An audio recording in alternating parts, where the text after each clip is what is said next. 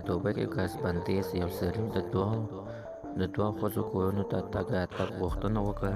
عزتمنو، دې نه مخکې زه ته دا یادګینه وکړم که تاسو که چېرې زموږ په دې چینل کې نوي وئ پنده زموږ دا چینل سبسکرایب کړئ، خوا کې ورسره د ډالۍ نښانه ووایئ چې ښایي یوه نوي معلوماتي ویډیو تاسو ته په اسانۍ باندې درورسي. په متحده عربو اماراتو کې د بندیز په امر یو سړي د پولیسو ته غوښتنه کړې چې هغه ته د اجازت ورکړل شي چې د دوه ښځو کورونو ته د تګ راتګ وکړي. د ګولډ نیوز د راپور په وینا د دوبۍ پولیسو یو افسر د خلکو د پوښتنو لپاره په یوه راډیو کې مېلمه شو چې په دغه خبرو کې خلکو ته د هغوی په د پوښتنو جوابونه ورکړل. په دې کې یو کس زنګ ووهلو او ویې کور به او پولیس افسر سره تر ستړي وروسته یې د خپلې ستونزې ورته وویلې. هغه ورته وویل چې ما 2 ودونه کړي دي او دواړه مېرمنې مې بېلې اوسېږي او یا زه کولی شم چې د یوې ښځې د کور څخه د بلې ښځې کور ته لاړ شم او د دې لپاره اجازت واخلم.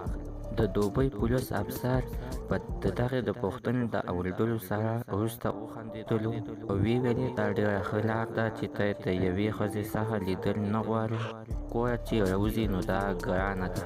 هغه همدغه راز په دغه خبرونو کې ویلي چې د ما نه مخکې هم دغه شانته ډېرې پوښتنې شوي دي، خو موږ وایو چې خلک د لا کورونو څخه هغه وخت راوځي چې ډېر عاجل کار وي. که داسې نه وي نو موږ به سخت ګام پورته کړو. موږ زیاته کړه چې دا سخت بندیز د خلکو د خوندیدلو لپاره لګولی شوی دی. دغه بندیز د خلکو د بچ کېدلو لپاره لګولی شوی دی تر څو خلک د کورونو د وبا خوندي وي، هغه د ویروس نه خبر نه شي. د دوبۍ پولیس دغه افسر ویلي چې له یو کور څخه بل کور ته تګ ضروري نه دی او موږ غواړو چې د خلکو په سړکونو د خلکو تګ راتګ بند کړو.